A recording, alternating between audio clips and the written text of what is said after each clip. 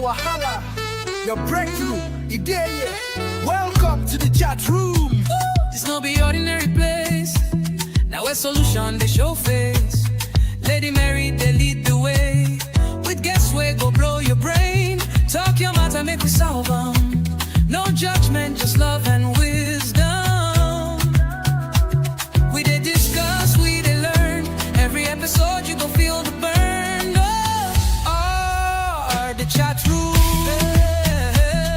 Now here we define the way. Oh, the chat room. Oh yes, We go talk and clear, no delay. no delay. Oh, it's interactive, educative, informative, and unapologetic.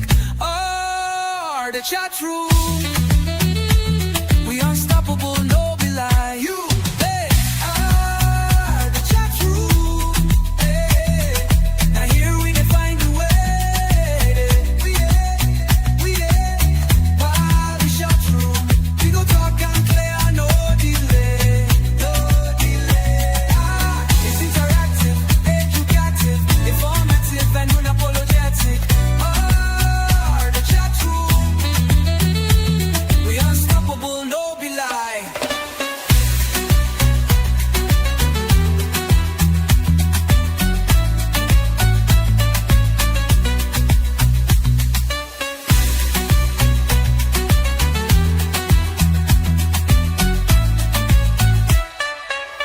Oh, the chat room. Now here we define the way. Oh, the chat room. Oh yes, we go talk and clear, no delay, no delay. It's interactive, educative, informative, and unapologetic. Oh, the chat room. We unstoppable, no be lie. You.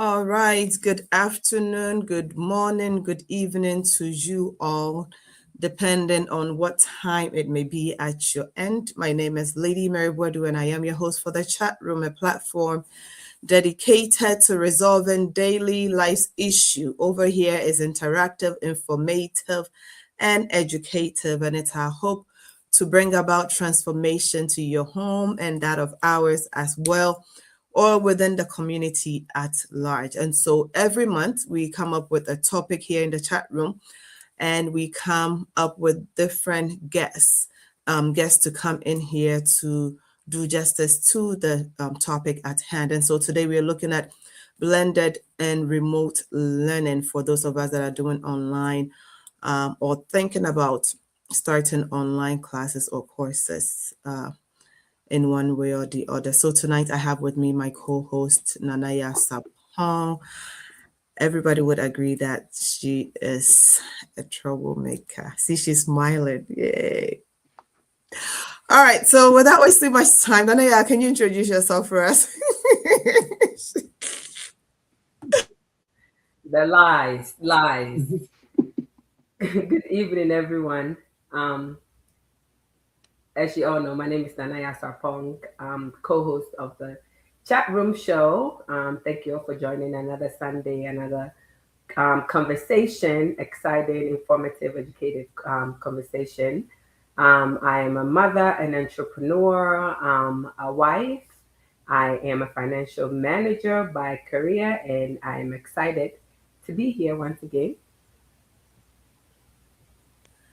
Franklin, please introduce yourself for us. Hello, everyone. I'm Franklin. Currently, I'm a software engineer, and I also do my master's in engineering management. Currently, yeah. So that's where I am. Thank you. And he's not married. He's not married yet. Does that matter? Oh, well, sometimes on the show, you should- people ask, people wonder. Nania, go ahead. You should have led with that. Hello, my name is Franklin, and I'm single. Oh, boy. So then my question that I ask all the singles, because again, somebody's going to, like Lady Mary said, somebody's going to ask, single and searching or single but taken? But I can answer for him. Oh, answer for him. Either I was gonna say either or. Hey, Sure. The resume would have to come through me, and then I would have to do the vetting. There's a okay, screening so process. all right. So basically, single and searching. Yes, single. Yeah. Okay. Single Not and not searching. not desperately searching. Hey, who? I hope not. Don't be No, desperate. no. But some people, some people. When you're some desperate, people- you make mistakes. Some people are always under pressure, right? Pressure from friends, family, but he's not under any pressure. Oh, nobody's pressuring you yet. No. So I'm nobody. assuming you're not 45 yet. That's funny. Franklin, see, I told you. That's when the pressure starts. Well, no, actually, 30. That's when the pressure starts. Yeah, I think within our African community, as long as you're some of the parents and the aunties thinks you've graduated, you're making good money, then the pressure starts You have a coming. job. But at least You should he's be not married under any pressure at all. I think I'm learning a lot. Good. We're excusing you because you're still in school. Yes, Once you're done honestly. with your masters, then the pressure will start. Wow. Franklin said, wow. All right, everybody. So we want to thank you all for always making time. Nanaya, I've sent out the link. So if you want to share it on our WhatsApp platforms, or if you're on Facebook, Franklin, you can just click the share so that somebody else may see if you want to. The links are out there, so you can share it with family and friends so that they can tune in to listen to this another informative or educative session here in the chat room. All right, we just ask that you click the like, share button so that someone else can benefit from our session for tonight. Franklin, when we talk about remote learning, what exactly are we looking at remote learning? I don't know if it's just from my end, but I think you are cutting a little bit. Could you? Okay. do that again? I was saying that to start up, when we talk about remote learning, what are we looking at? What are we implying? Yeah. So I think the traditional learning where a student goes in person to actually get education from a teacher. There's also the hybrid learning, which is a teacher, the student has maybe a certain percentage. The student has a certain percentage in person and a certain percentage online, whether it's through Zoom or a different platform, maybe Microsoft Teams. But when we talk about remote learning, that's when it's majority of the education happens online. So it sometimes entails like there might be a Zoom call that you join, but mostly it's going to be async. So async means you get to choose the time when you watch the lecture videos that have already happened or that have been pre-recorded.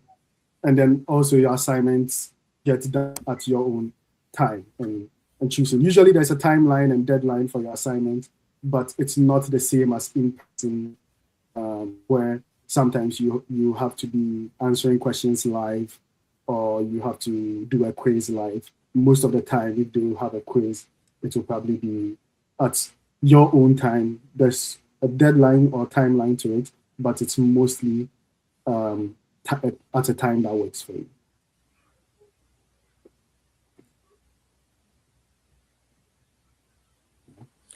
Can you guys hear me? Yes. No, Yeah. Okay, good. I don't know why my system, it seemed like I froze for a minute. All right, that's fine. So would you say that remote learning, would you recommend remote learning? Either remote learning, and then the two things we are looking at today, which one would you, or would you recommend both? And if so, why? Okay. So personally, I've been in college for 4 years, so I've been in person and I've experienced that before. And now I'm currently working and also doing a master's. So I'm also experiencing remote learning, which because I'm full-time working and I'm it's kind of like online school for the remote learning. And there's also the hybrid version, which is both you go in person for some time, and then that's the blended learning, right? Some part of it is in person, some part of it is online. Based on my experience, I think the blended learning will be the best, even though that's not what I am having to go through right now. But if I were to choose, I would choose the blended learning, because I think there's an element of being in person, which is very important, just getting that face-to-face conversations and just being in person with the professor. And so for me, I even try to mimic that in my current online learning. So even though I'm at work, anytime the professor gives an opportunity for office hours, I'm going to be there. I just want to talk to my professors. I want to build a relationship with them, because that's what actually helps you in your classes. Most of the time, you might even forget what you studied, but if you remember the experiences, the discussions that you had with your professor, the back and forth, I think that's where the true learning happens. That's where you build relationships, you get to know people. And also, even for project assignments, if you have a version that is in person and you get to know your teammates well, it makes it very easy, because usually with the online and blended learning, there's a big part of it which has to do with projects, or you have to, because you are not in person, the teacher wants to mimic, like an in-person feel. So he gives you an assignment where you and maybe 2 or 3 other people have to do it together. And so I think that's where the in-person feel also helps. And personally, I would choose a hybrid approach, but currently I'm in the fully remote learning style. Nana, do you have a So when you're question or doing comment? fully remote, yeah, when you're doing, like for you, when you're doing fully remote, Mhm. everything is being is everything recorded, or you have, where I guess, like you said, the teacher will have like office hours, but when it's office hours, it's a one-on-one thing, right? You have to like set up an appointment, and so they meet you one-on-one. So is there a point where you have like an instructional with the whole class together? So I will give you, so currently I'm at Duke, so I'll give you how Duke goes about it. I know every school is different, but Yeah, you are Duke, which is in North Carolina, but you live in Seattle. yes. Wow. So And you don't ever so have to be so on campus. so at the end of the program, I have to be on campus for a week, just to meet up with all the students. And yeah, they do have this thing called residency, where you have to fly in for maybe like a week to just meet up with people and just get that in-person experience. But 100% of the teaching is done online. So the way it happens is that Duke doesn't discriminate whether you're online or in person. Like, they treat you the same. You're a student of Duke. So what happens? Yeah, the assignments are not any easier for you or anything. You have to do the same amount of assignments. What happens is that there's an in-person class that happens every week, just like a normal student or like a usual student who is in person will go to school maybe every Wednesdays at maybe 3 p.m. They go meet up with a professor.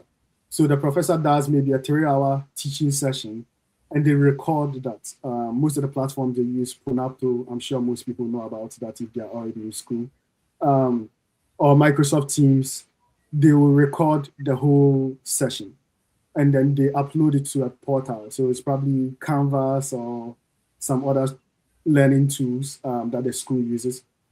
And then personally, at my own time, so like let's say after work, because it's Wednesday 3 p.m., I'll probably be at work at my 9 to 5. So I can't be in person to experience that. So when I'm free, I go rewatch the lecture, and maybe I might have questions, and then I can go ask the professor questions. But where the office hours comes in is that the professor might, it depends, every teacher is different. But for my professor, he has like a Zoom link that he and then he has a sign up sheet. So you go sign up that, okay, I want to meet up with you 5:30 p.m. Seattle time. What he has time blocks. that works. So I choose the time that works for both of us, and then we go. And if there's no time that works, I can always email him and set up something outside and just work it out with him. But that's what remote learning means, where most of the teaching is done online. So all the teaching is done pre-recorded, and then I go find time to watch the lectures. And if I have questions, I can ask him through email or That takes discipline. It takes a lot of discipline and being able to prioritize, because people can easily fall behind, trying to procrastinate and say, oh, I have time. My assignment is due in 1 week. I have time. Next thing you know, 1 week is here and you don't have your assignment. So yeah. That's when the part of Nana, say it again. Is the class do you have like a large group of people in class? Like, do you know how many people are in your class? And yeah, you should. Do y'all get to interact with like each other? So I think we are asking two questions here. So I'll answer both of them. So the first one is kind of I'm gonna be honest, it's hard, right? You have to be diligent, you have to be disciplined. But I would say everyone needs to find what works for them, like the rhythm that works for them. And personally for me, I have found that the mornings work for me. I'm a morning person, so it works for me. And also, I don't know if people have read Atomic Habits, but that's a book that I recommend for everyone. It really helps you build habits. And he teaches about these systems, and one idea that he talks about is habit stacking. So because I know there are things that I like to do in the morning. So I like to maybe go for a jog, right? I like to go for a morning run. And I know that needs to happen, right? Yeah. Or I need to take a shower to go to work. That needs to happen. So what I want to do, I force myself with before the things that I know I have to do. I know I have to take a shower to go to work, and maybe I have to take the bus at 7 a.m. or something. So then I'm going to put studying around 6 a.m., right? Because I know I have to go to work. Yeah. So if I don't study, then it messes up everything. Yeah. And I also know that I have to go take a shower, go to work.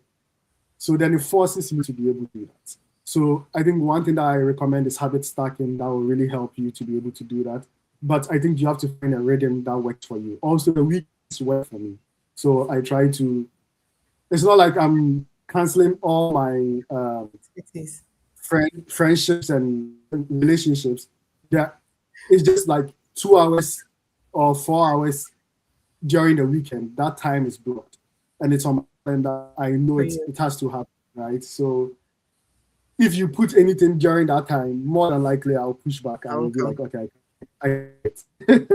so I'll be honest with you, because I know if I don't put that boundary in there, I'm not gonna study. I'm not gonna do it. So that's the kind of sacrifice you have to do. But I think once you find a rhythm that works for you, then you can actually work with it. And I think most people who are already working a 9 to 5 and are already disciplined, who are able to find that time, I think most people can actually do it.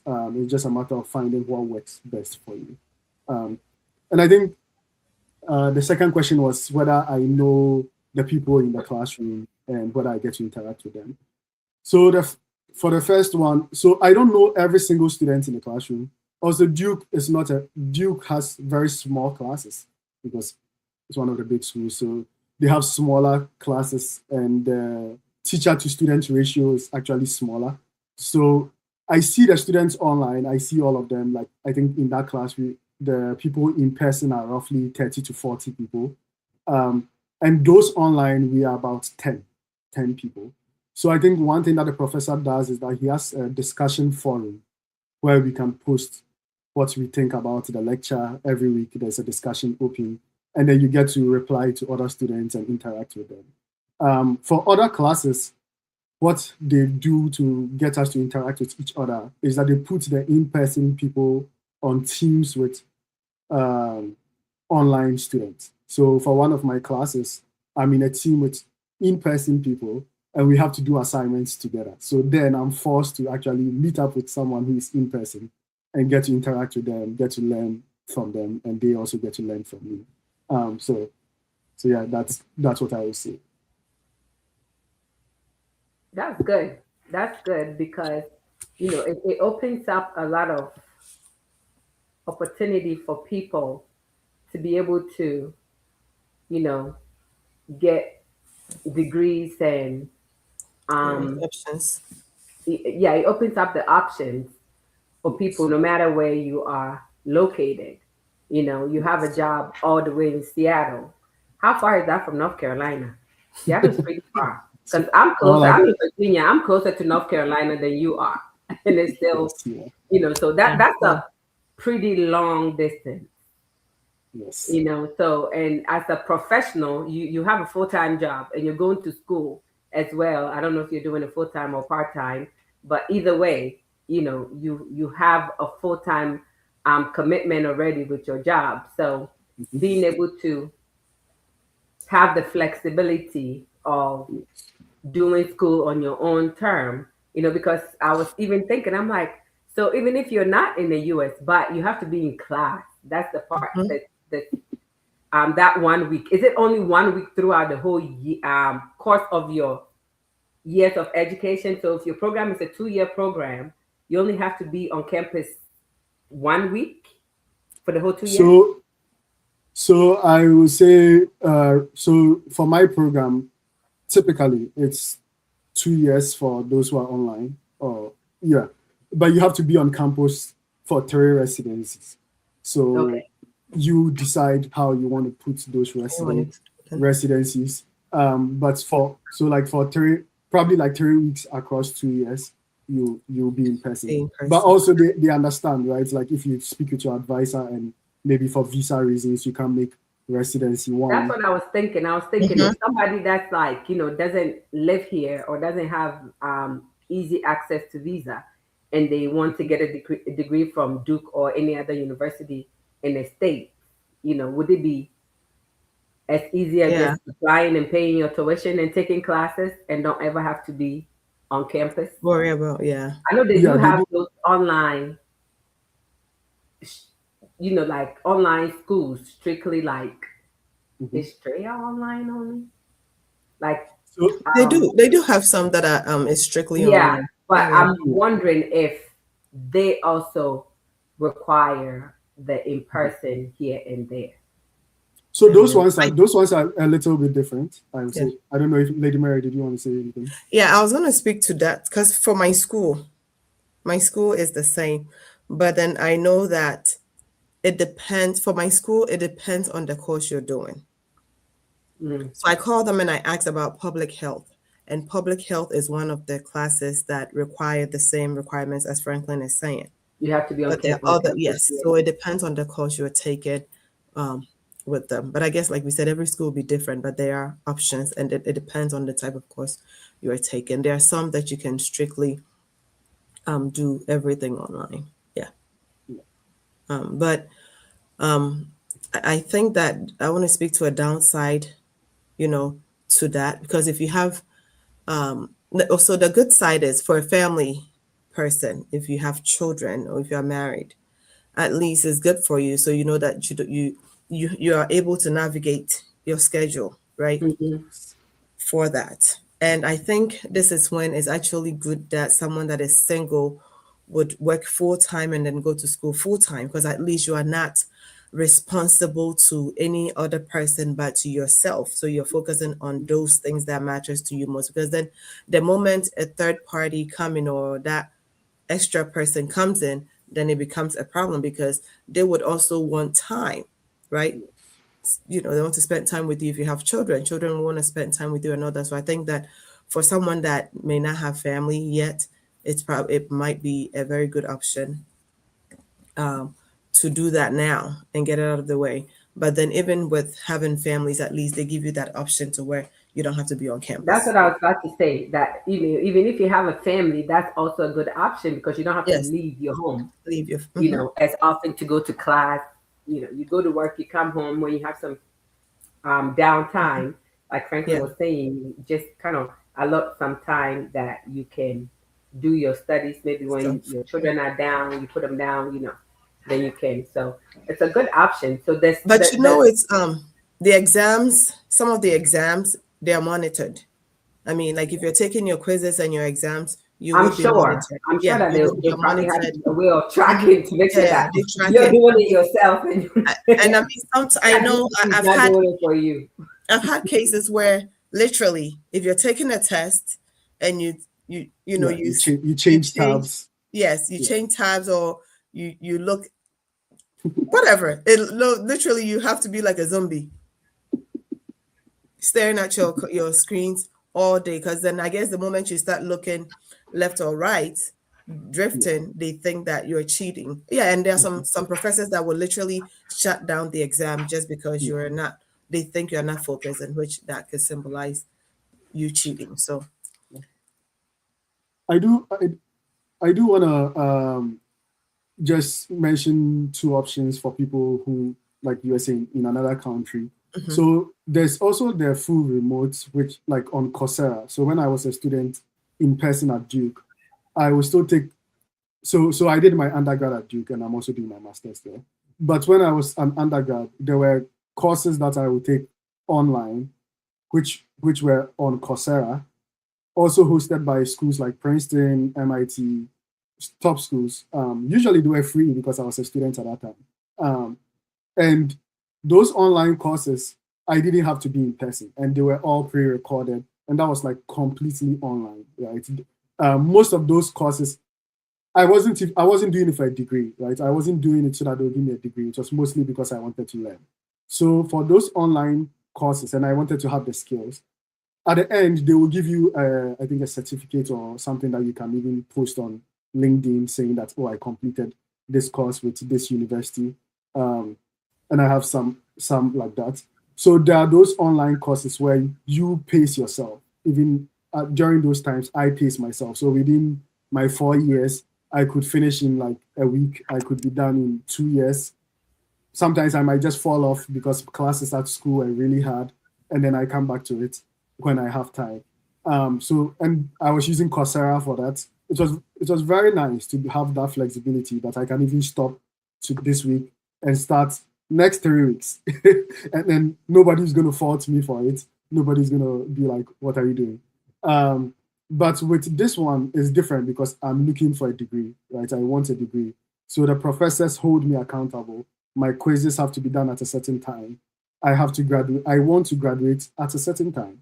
So there's that requirement of, okay, you are doing this program, maybe you have to be in person for some time. You have to do your assignment at a certain time. Your exams are proctored because you want a degree. So those are the two options that students have. You can do the full remote pre-recorded on Coursera, edX. I think there are some different platforms you could also use.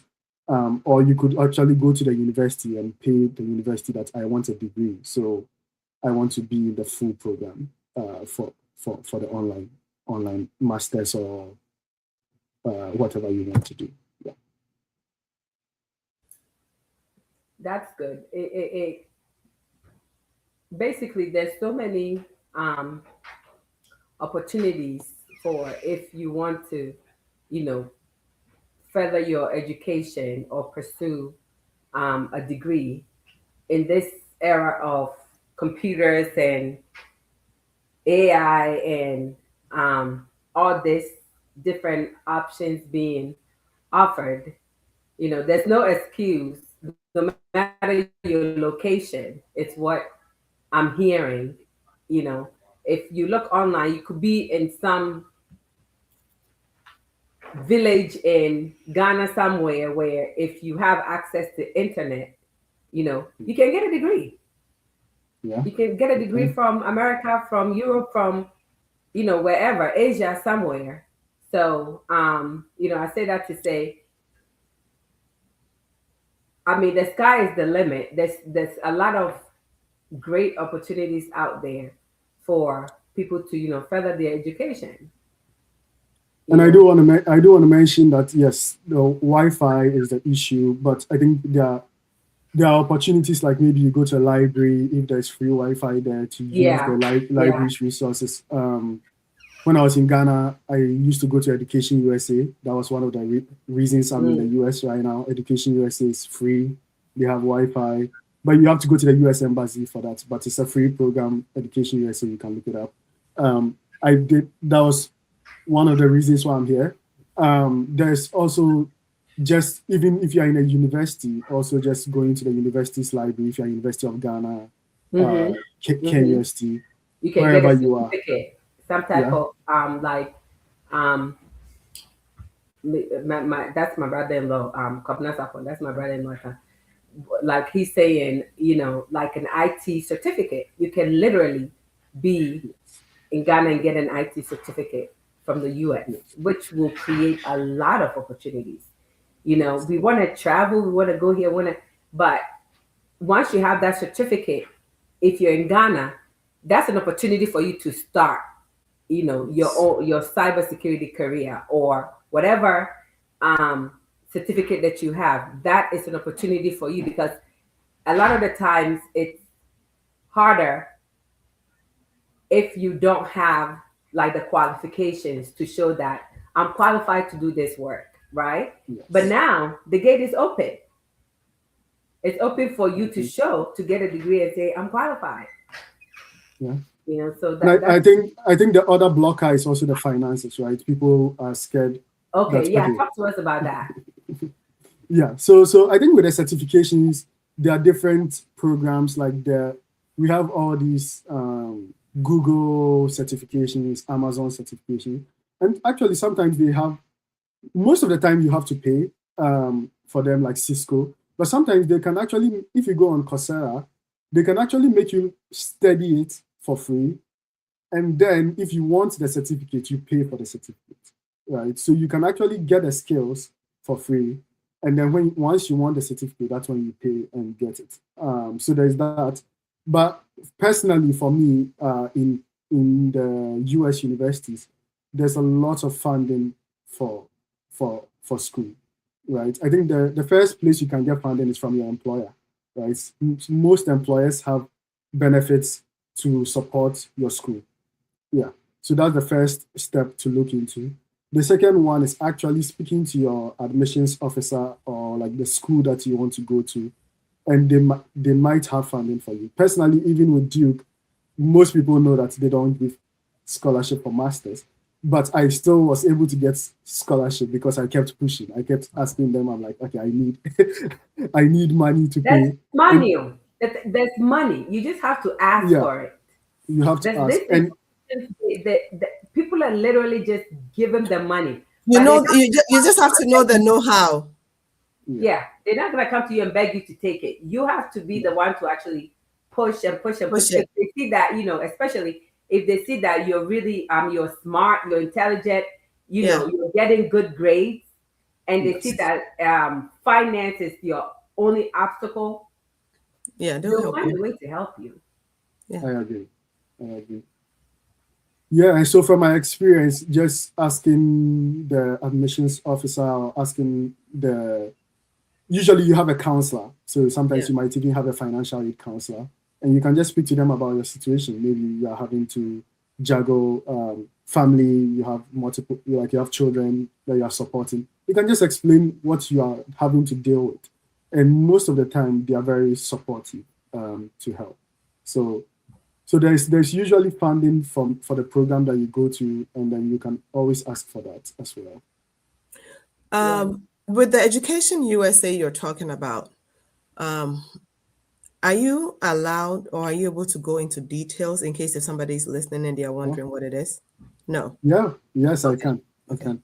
Actually, Education USA is very public about it. I think the way I got introduced to Education USA, I went to Presec in Ghana. So when I was graduating, we had a counselor, and she used to talk about, scholarships abroad and all that.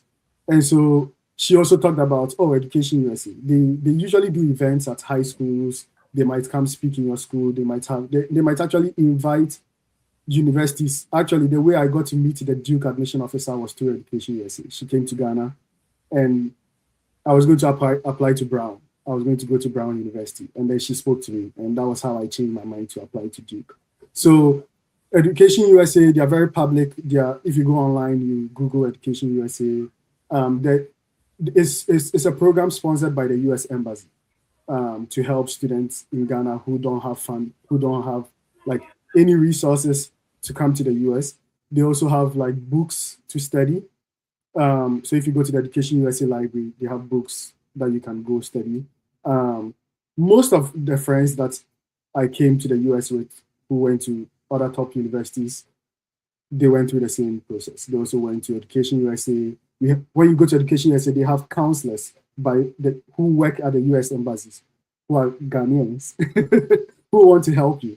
And they would actually guide you through the whole process. And they invite people to come speak to you. They invite counselors, admission officers from the US come speak to you, just get you interested. Like what does it mean to even be a student in the US? What does it mean to come to the US through scholarships? And then they also help you with your visa preparation. So if you don't have any, once you get into the university, it's like a whole process. So before you even get to know about the schools, the books are there for you to study, to take the SAT, the exams. And then once you take the exams, they are still there to support you. That's okay, applying for universities. So they review your essays, they guide you through the whole process. And then once you get into the school, they also help you with visa preparations. So it's one of the best opportunities. And it's free. Yeah. It's free. And we don't know. Many people do not know. Mhm. Like, Yeah. I mean, I knew that, there's opportunities for people to be able to study abroad, But as to how to go But about I didn't know like the details and the Mhm. nuances of it, that Yeah. they're actually proactively Yeah. out there. Because they go to high school. Helping. I did They not have know. events. They have events at high schools trying to get students to know about this. But- and yeah. Sorry, Okay. Franklin. So I was going to say that, see how you mentioned that you went to Presec, right? Yeah. Is it based on the high school? Because the moment you said that, I thought about, let's say if someone is studying at JHS, Secondary school. JHS secondary school, or Not JHS. to bring down Joshua Secondary School, there's one. Well, okay. Is there one? Yeah, there's one. Oh. But my thing is, if someone is there, how are they really going to? So does it really depend on the type of? Does it depend on the type of school too, or is that opportunity? Is it open up to anyone? It doesn't matter your school, but I guess people that are prone to the information are the top, like people like you guys. I mean, can we say that? You can't say that. Like, I'm not gonna sit here and say that if I was in the Jasu High School, it would have been easier, right? Easy, so right. I'm not gonna say that. But what I would say is that Education USA is open to everyone, right? And I'm sure Auntie Bernice and there are other people who are my counselors. They are doing a lot of work to try to spread the news, right? Like and spread the word as well. And I think one thing that I would say is that because the program is offered by the US Embassy. The US Embassy is in Accra. Yeah.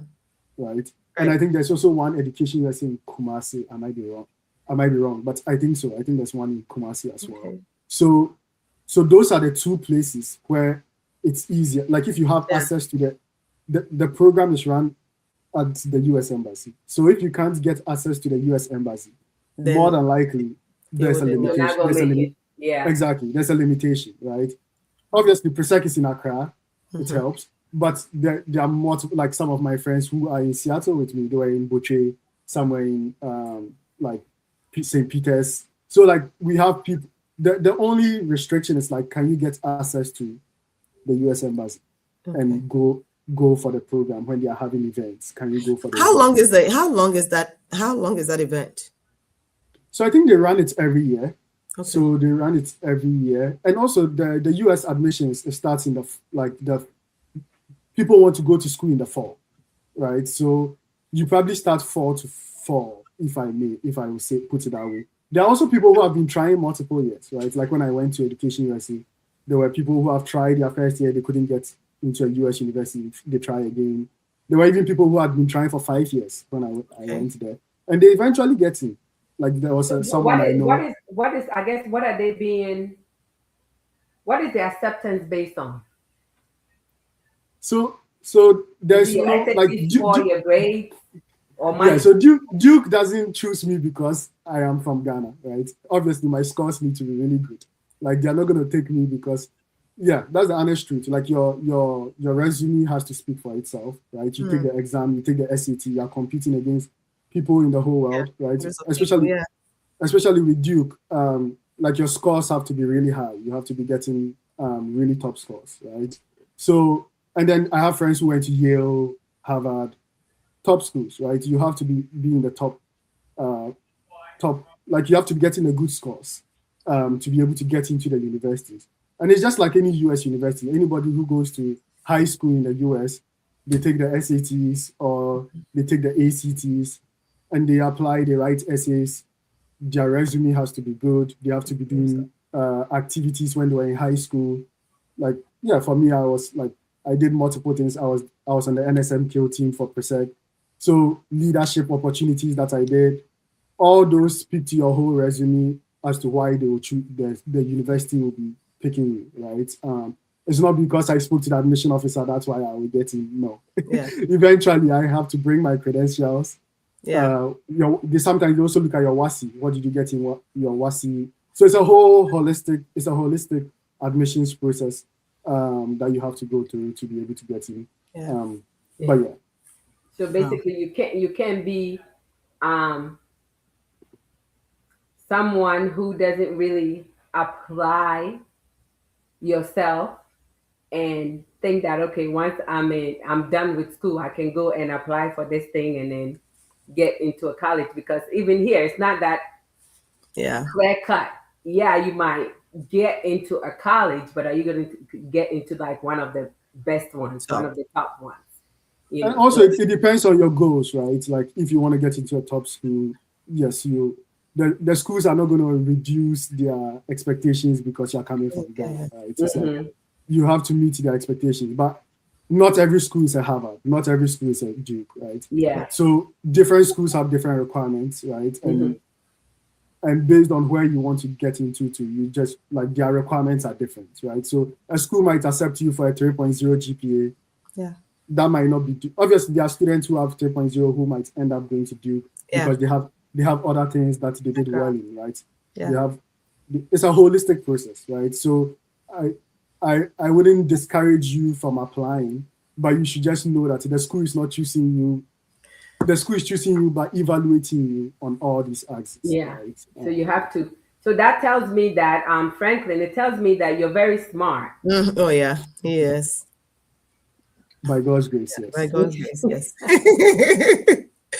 by God's grace and your effort.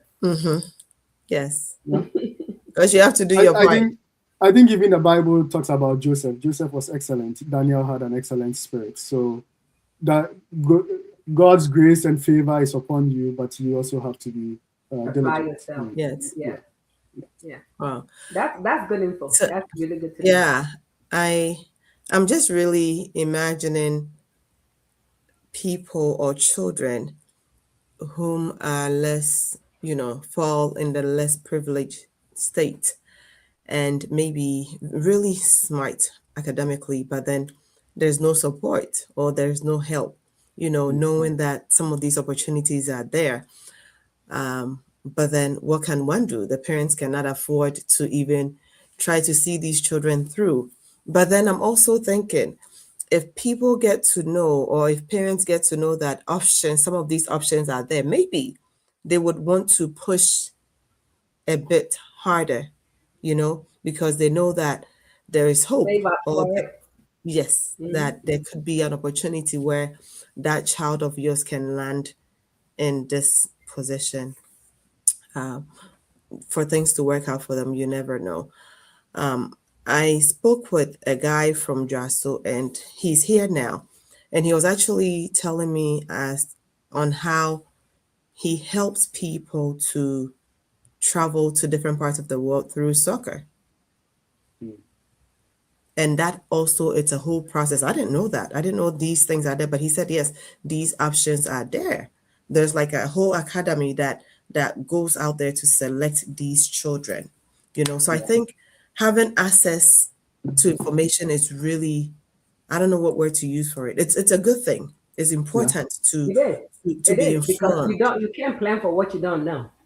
Exactly. I will Exactly. give an example. I'm sure most Ghanaians Okay. know, but from Presec, we also have Benjamin Azamati, who actually, I think, the 4x100 relay for Ghana. They represented Ghana at the Olympics. So he was in the same house as me, house 2, in Presec. And yeah, he came to the US through sports. Even some of us come through academics, right? But he came as an athlete, running. He runs. So yeah, that was the way he came. So a university gave him a scholarship, an athletic scholarship, and then he came through that. Obviously, his academic with the US, you can't just get into athletics. Your academics. It takes more than just books. Exactly. It takes more than just talent. Exactly.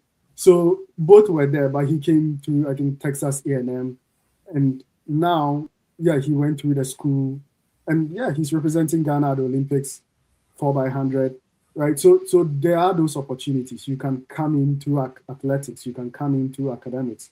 Yeah, you can even come into work. There's also that pipeline for people. It's just a matter of finding those opportunities. And also speaking, I will say one of the things that really helps is mentorship. If you know someone who has gone through that process and who is there, they can actually guide and mentor you. Not with the idea that they are going to do the work for me. Right. I think one of the issues that people have, or like I have also experienced in the past, is that when people reach out to you, they are expecting you to do the work. Do the work. Mm-hmm. But that's not how it is. You have, as Nanaya has been saying, you have to apply yourself. You have to be willing to, if they tell you to do something, you have to be willing to do it, right? Even with Education USA, they don't do it for you. Once you come in, they advise you, they are advisors, they are counselors. They can't do it for you. Like, they can't. And so nobody can do it for you. You have to do it, but they can guide you, they can mentor you, they can lead you in the right direction and give you the right resources if they are able. Yeah. One thing I want to add as you're saying this is, because with all this also comes the people the bad apples who mix in and say, like when you brought up somebody with the soccer academy thing, right? Mm-hmm. There are a lot of people who are also impersonating the system. These organizations, saying, oh, I am part of them, but they don't really know anything about them. Mm-hmm. So if you're going to do something, do it right and make sure that you are actually going through the proper channels, right? Yeah. Information is out there. It's online. Let's stop taking people for their word and saying this person said, and this person said, and this person said, and you're not doing any research for yourself. You're not seeking out any information for yourself.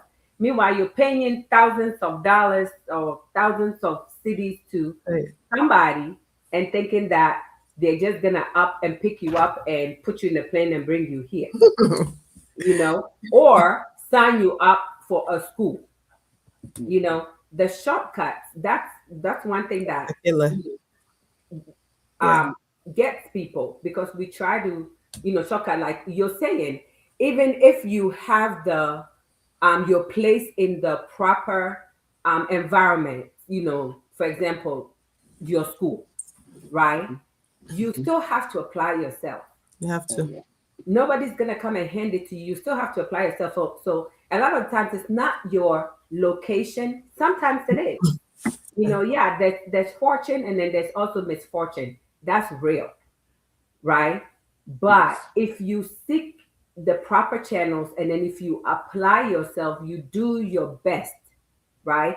The only really, I'm sure, the most expensive thing throughout this whole process will probably be a plane ticket, right? Because I can't see how SAT score application, I mean, SAT test application is going to be more than a plane ticket, right? And correct me if I'm wrong. Actually, with the SATs, your counselor can give you a waiver, so you can write it for free. There you go. So right. So yeah. if your parents are not, if you're not rich, you know, your parents are not rich, you don't really have a lot, you know, regardless of the school that you're going to. If you're top of the class, you're participating, you're getting involved, you're doing volunteer work, you're doing, you know, and you research to see what the requirements of these programs are. And then you put that in place, right? Even if you don't have the money, you know, like for somebody that you're saying is that like you're still secondary school, but you're really top of the class and have all these qualifications, even if you don't have the money, I'm sure one way or another, a bus ticket to Accra, SAT waiver, you know, once you get in, they will find a way to get you a plane ticket, you know, that's if you're doing it here. But even if you're not doing it here, you're going online school, you're getting a certificate, you're getting a degree, you know, you can do that from where you are, you know, so the opportunity is there. We just need to know that it's there and then do the work it takes to actually get that opportunity. Thank you so much, Franklin. So is there anything else that you wanted to share with us in terms of the blended learning and then with the remote? Go ahead. Yeah, I would say I think the question is for everyone is like, when should I start it? Like everybody keeps asking, right? Or even why should I start? Should I go online to do it?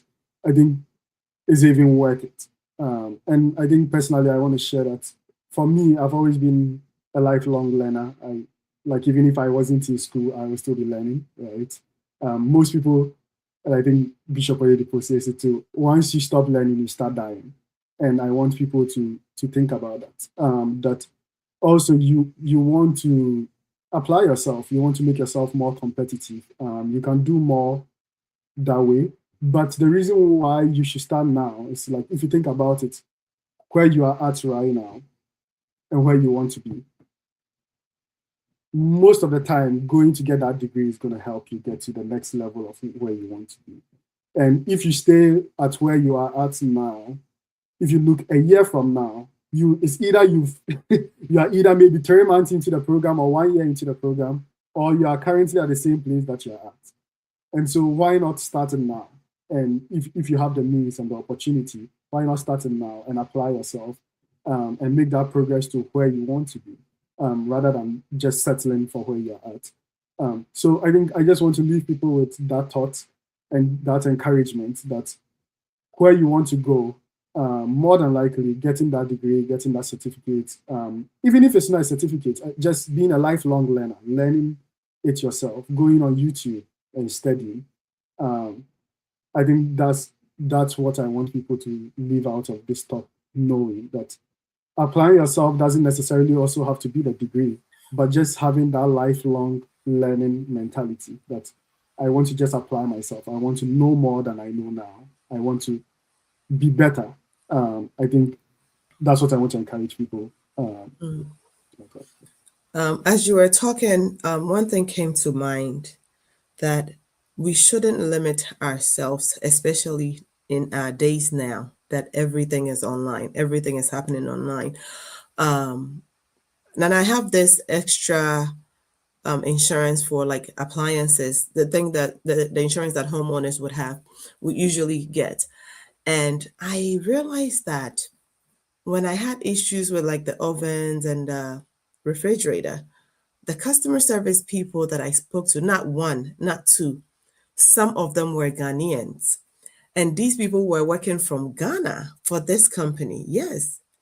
And so as you were talking, giving your final words, it came to mind that, yes, so it could be that you may take a certificate course in maybe customer service, whatever it is it may be, online is never wasted.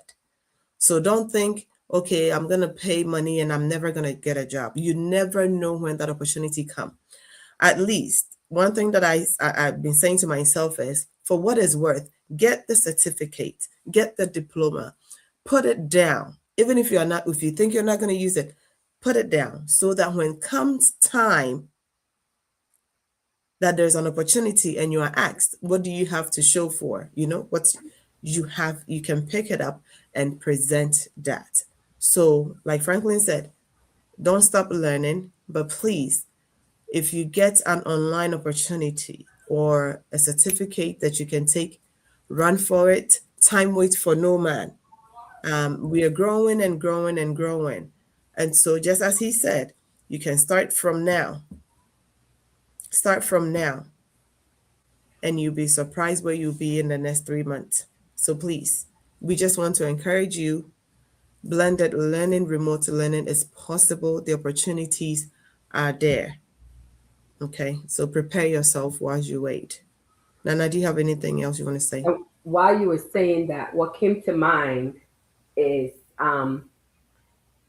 they have those virtual assistants where a lot of entrepreneurs use it, right? Where you're basically like the secretary, right? And then sometimes you're like you're the customer service person. So if, let's say, based on the time difference, let's say if the company is not open because it's like nighttime here, right? But they have customers all around the world, right? They choose virtual assistants based in different locations, in different countries. So as they are offline, so like if you're in America and you're offline here, if a customer calls, then the virtual assistant, based on wherever they're located, will pick up. Those jobs are 100% remote. Yeah. It's online, paying dollars, So if you're in Ghana or somewhere in Africa, somewhere in Europe, wherever, and you have the qualification to serve in that role, that you're making money from your home. You're literally making money from your home. And a lot of times, if you don't have like the certificate, right, it's hard to say that you qualify. And these are not like 4-year degrees, 5-year degrees, 6-year degrees. This can literally be a couple of months. No, there are some for 2 weeks. There you go. Yeah, there are some for 2 weeks. So the opportunity is endless. You can be a virtual assistant and you will be in Ghana. All you need is a good customer service skills. Yeah. We're not even going to talk about Ghanaians and their customer service skills. But that's why you get a certificate, so somebody can teach you how to actually be a good customer service representative, right? You need to be able to speak whatever language that is required. So in majority of the case, English. You have to be able to articulate yourself, right? So imagine having that certificate and being able to serve as a virtual assistant to like 5 companies. Mm-hmm. Can you imagine? Mm-hmm. And if each person is paying you, you're in Ghana, each person is paying you like $500, even $1,000 a month. Even if it's $500 a month per company in Ghana, yeah. Mm-hmm. So the opportunity is there. It's there. We just need to, find them and apply ourselves. Mm-hmm. Well, thank you all so much. With that said, that is the reason why the chat room and the rest is here to educate, give you information. I always say that when we come here, we learn a lot as well.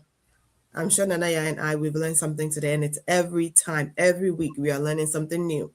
So that is why these platforms are here.